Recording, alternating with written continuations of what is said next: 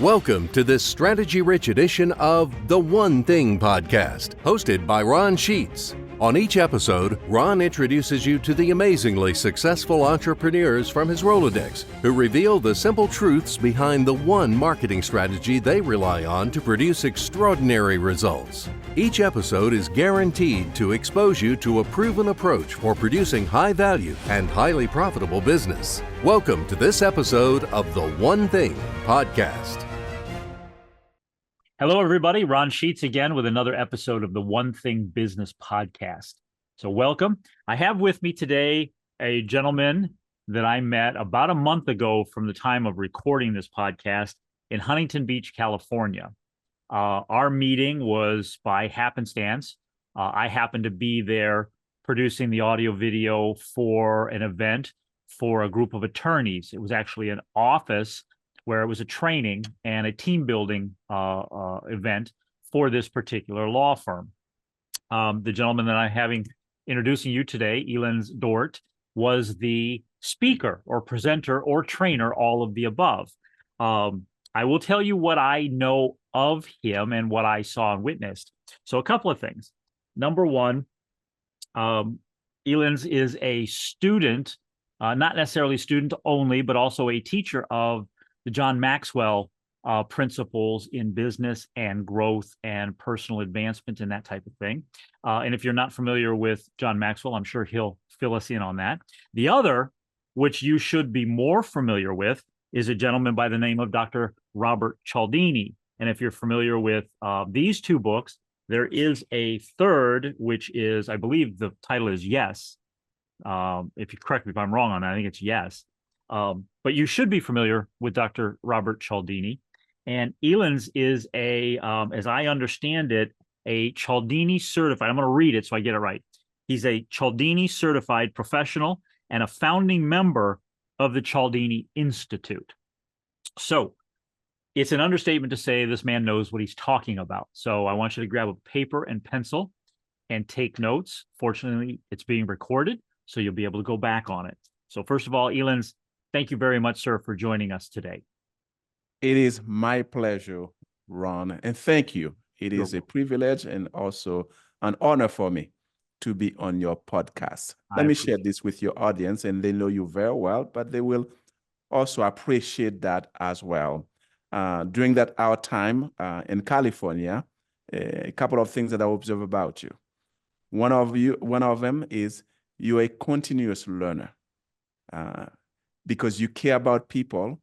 Another way I would love to put it, and as a reference to myself as well, you are someone who loves to gather resources so you can be resourceful. Another thing also I observe is really the passion that you have for what you do and the quality that you bring with it. And so during these 2 days, I observed this one with my own eyes and within the time that we spend together. So it is a privilege to be on your show today. Thank you very much. Appreciate that very much. And those of you that get my newsletter, if you've got the August edition of Spellbound in there, I talk about the event, but I also talk about the meeting with Illens and what he provides. So I thank you very much for your kind words, and the feeling is mutual. And on that also, let me quickly share that I look forward to receiving your newsletter for a couple of reasons. You have great insights, quotes, and so it is becoming part of my learning toolbox. Bless you. Thank you, sir. Thank you, sir. So now let's turn this. I appreciate the kind words. Let's turn this around with you. Would you share with the audience who you are, what you do, and then we'll get into the meat of our context today. So again, as you mentioned, my name is Illens Dort. I live in this wonderful state of Utah.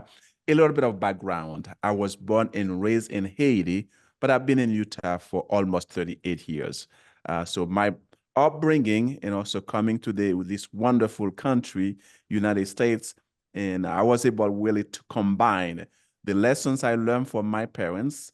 And lesson number one is that always surround yourself with great people, and specifically mentors, people who have been there and that who can guide you in with your goals and your vision. married with 6 children and 17 grandchildren. And our family, continuous education, continuous learning, not only learning, but applying is part of the things that we accentuate and share with the members of our families. Good. Excellent. Excellent. And what occupies your time professionally? So a little more about your business and what you do, which will lead us to when we're finished and wrapping up to get contact with you. But give people an understanding of what you do. What is your passion that you're out there doing? I witnessed it for 2 days while you were there, but I'm sure that there's much more to what you do than just what I saw. Beautiful. My passion, I can summarize it this way. It's my passion, mission, and also purpose for this life is to inspire people, teach them some principles, and also equip them with some tools so they can apply the things that they're inspired to do and the things that they've learned. And it's the same thing I do for myself. I surround myself with people that can inspire me, and you are one of them, and people that can place me in a position where I can learn from them or can guide me through resources that I can continue to learn. But more importantly, people that will create the environment and also hold me accountable in the way that I'm going to apply the lessons learned. I love this saying, it's what we do with what we know that makes a difference. So with that, I am the founder of Maximum Impact Council. What we do with this organization, we help small business owners specifically, and there are times we do training for mid-sized businesses. We help them accelerate their personal, professional, and also financial growth. As I work with a new client, usually they come to me and they want me to focus very, very quickly on the financial growth. But I like to remind them, and usually what's keep you from getting there is usually you. So therefore, let's focus on the person first and also on the growth that you need to have. Then the financial growth will come automatically. With that, knowing how important it is to have the right mentors and right coaches around me. So years ago, I joined the group, the Maxwell Leadership Certified Team, and have access, and also I am fortunate to be coached and mentored by John Maxwell himself as a group, as a community every month.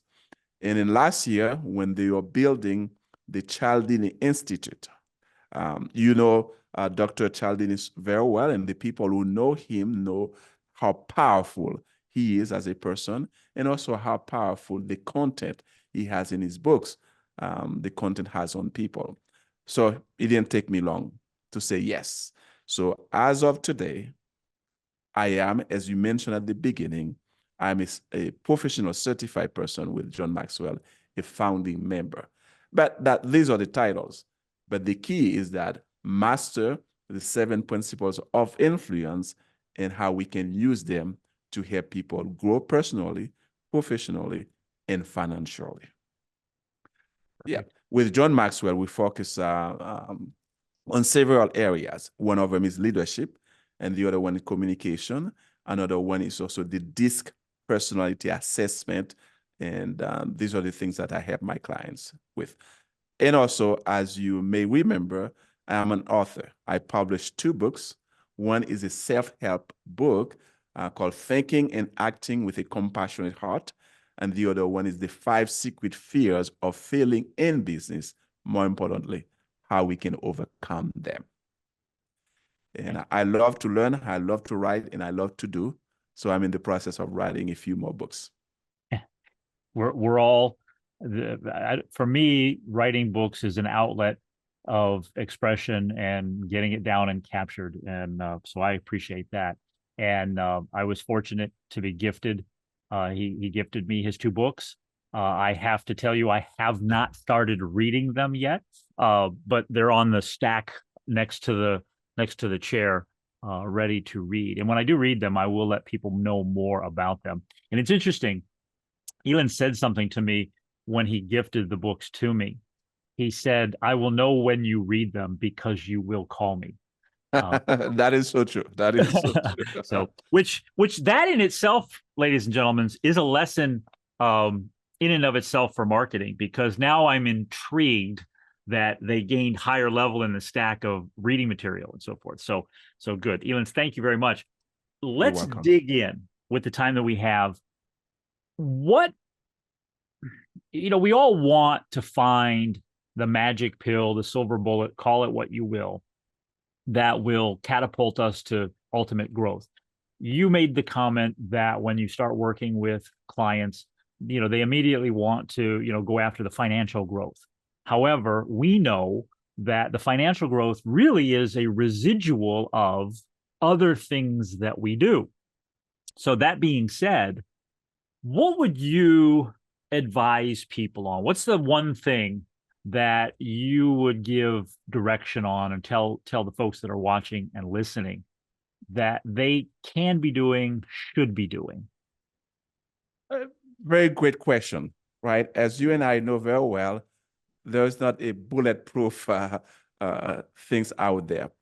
But the things that I have learned over the years, and I continue to learn from other people and people like you as well, is too often we forgot why we are in business.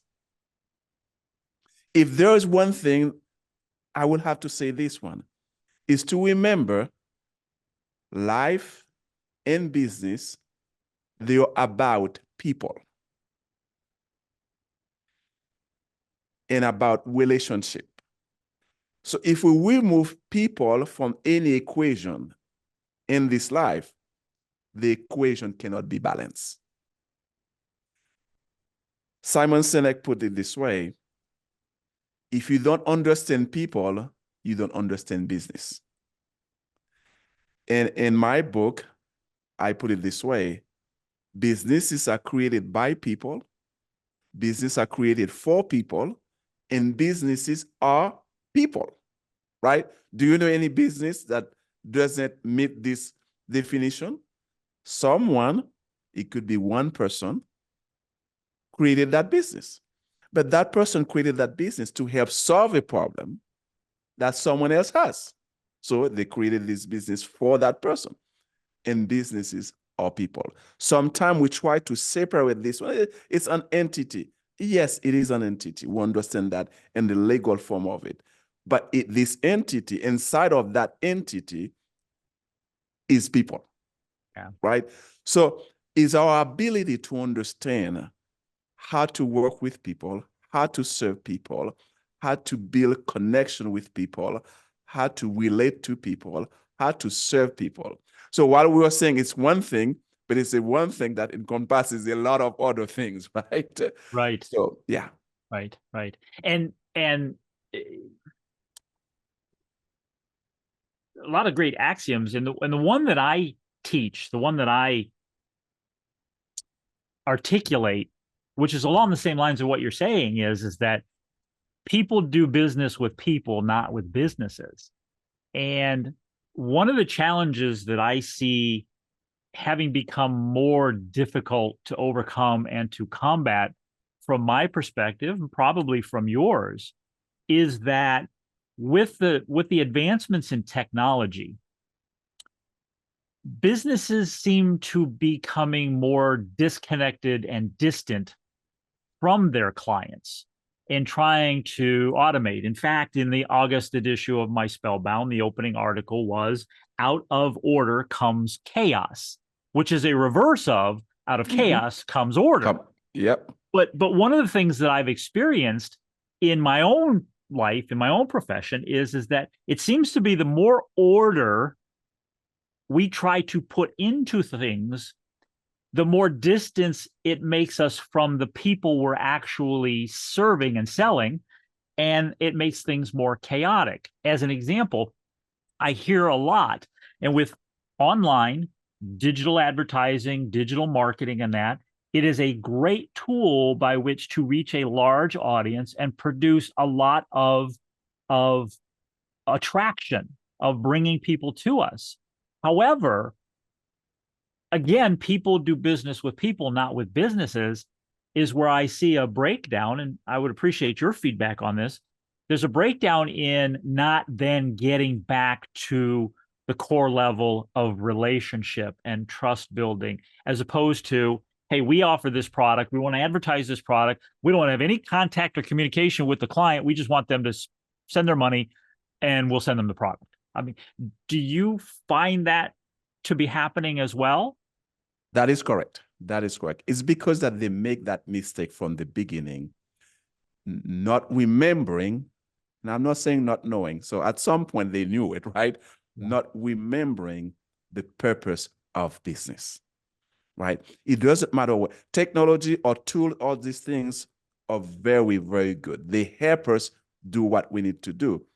But when we don't remember why we are doing it, then that's where the disconnect will happen. So I've learned from great leaders in huge organizations, but they never forget that key things. Right. And some of them even share that they create what they call as part of the system that they need, the process that they need to maintain and also continue to establish great relationship with their customers. They call it a time of customer focus or customer conference, where they invite those customers to come and give them some inputs and insight. But I agree with you.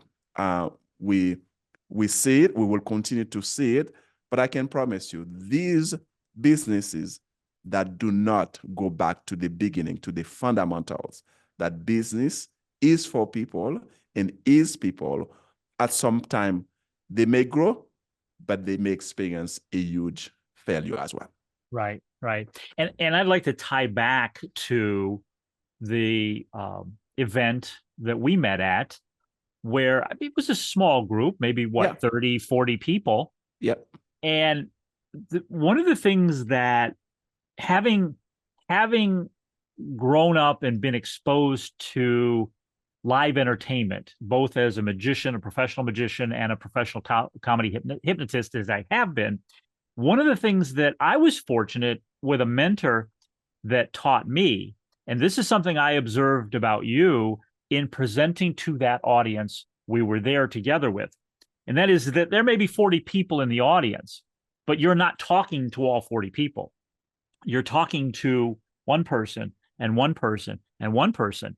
And something I saw you do and witnessed that you do that is something that I did, whether it was an audience of 5,000 or an audience of 40, is that you spoke to people. You made connection with every one of those people in that group.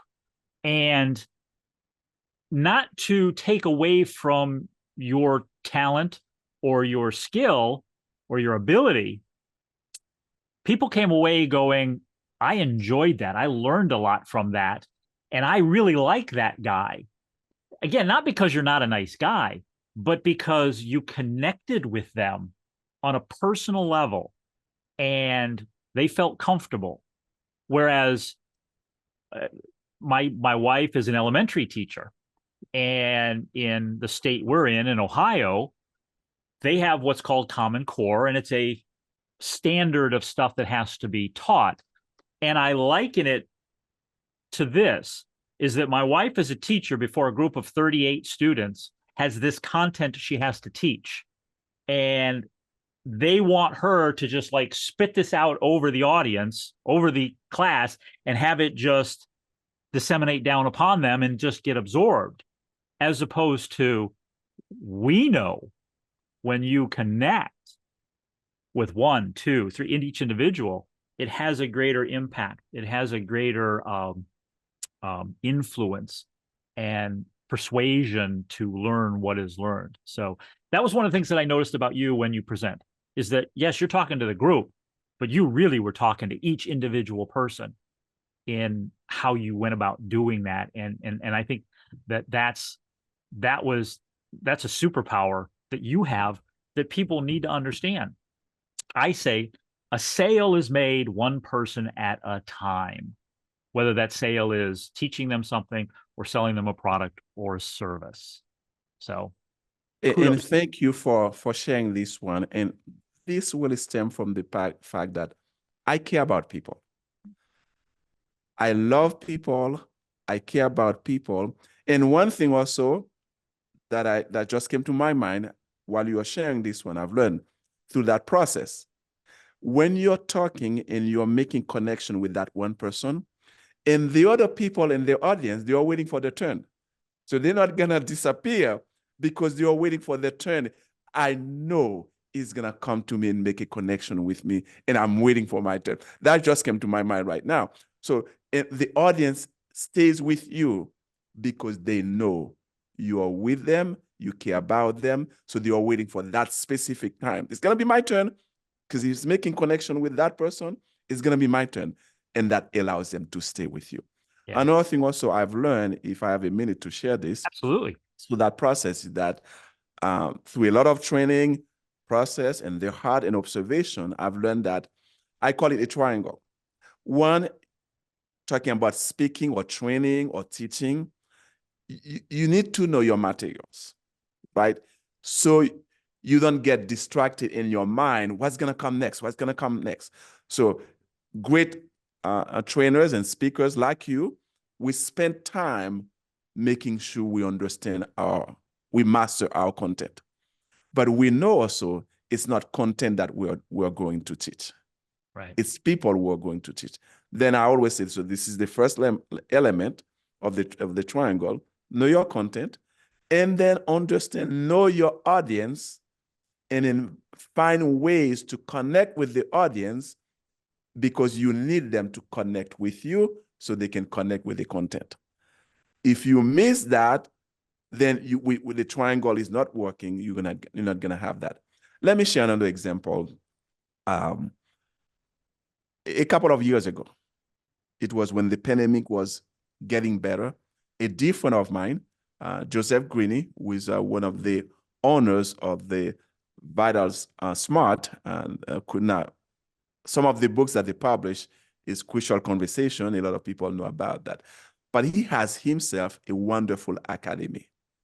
They call it the Other Side Academy, and I'm going to make it short. And then at one time, a couple of times, he invited me to go and train on those principles of everyone communicates, few connect. At that time, he had invited me a couple of weeks ago so I can test the area, get a feel.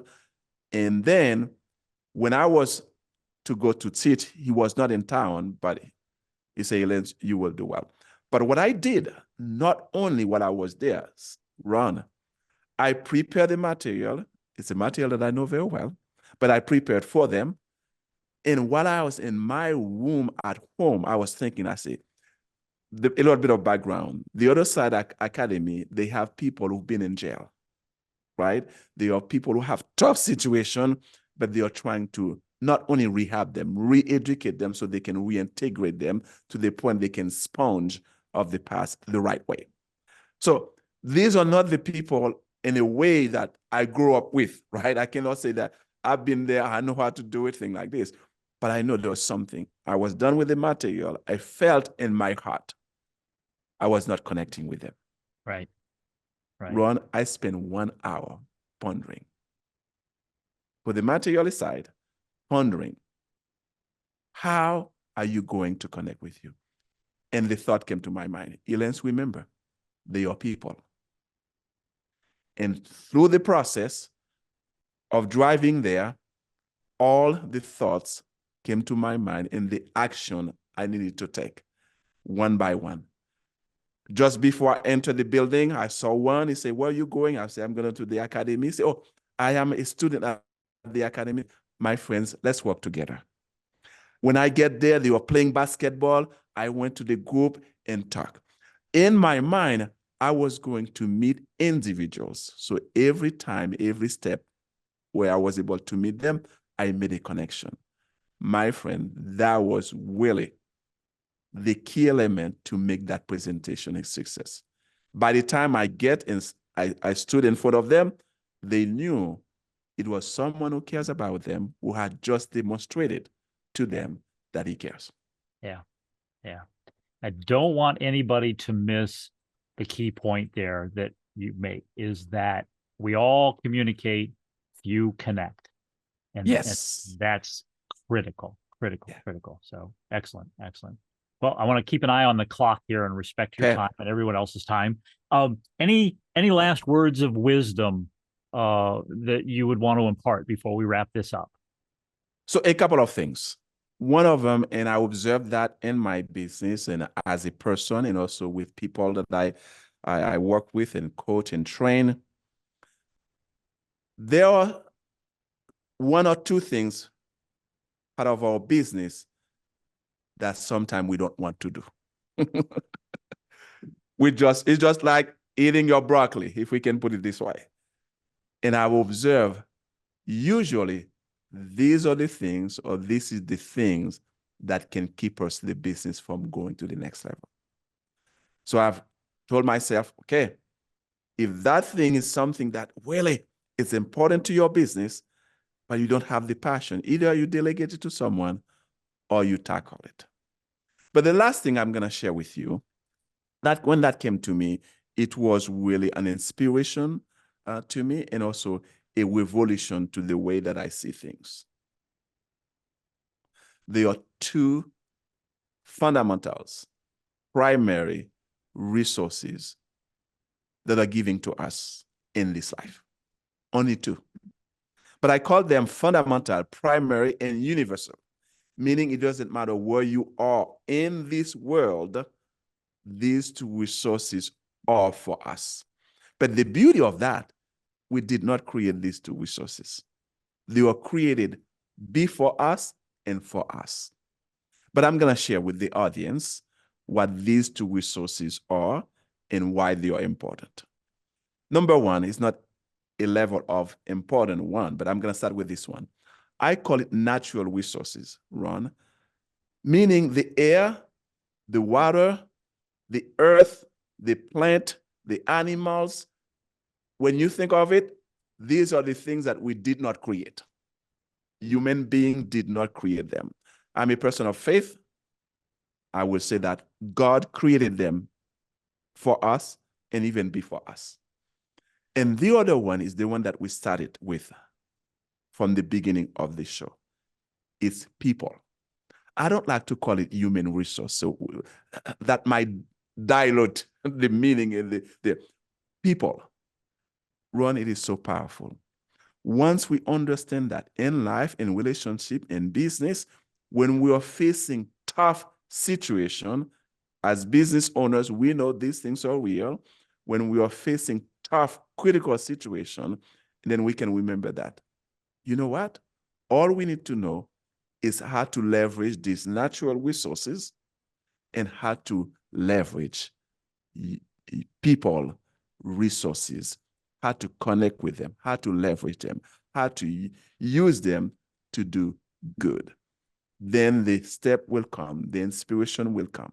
I do not know anything that we have right now that we have created as human beings that did not begin with these two resources.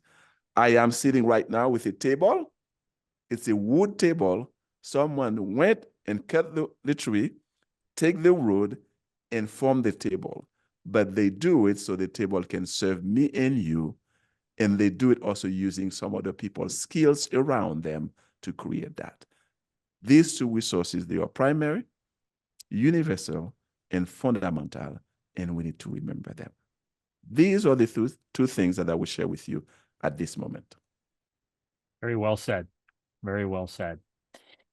If people want to find out more about you, your books, want to engage with you for a conversation further in what you do, how can people connect with you? How can they reach you? How can they find out more about you?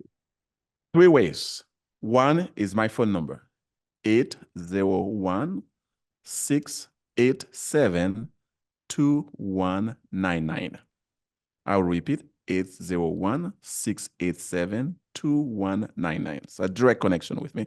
And the other one is my email address, idort@comcast.net.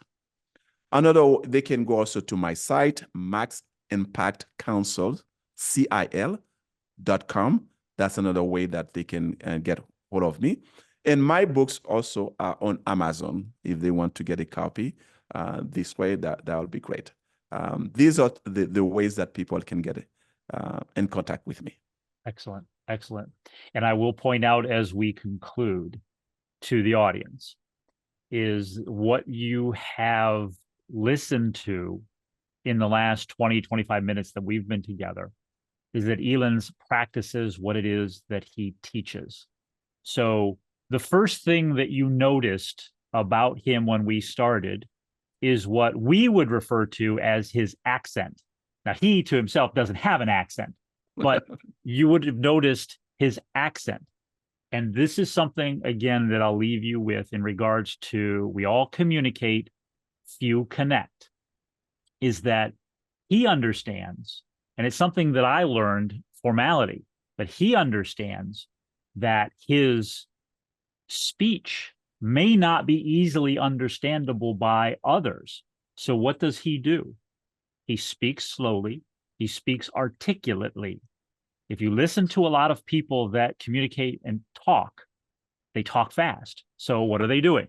They're communicating, but they're not connecting.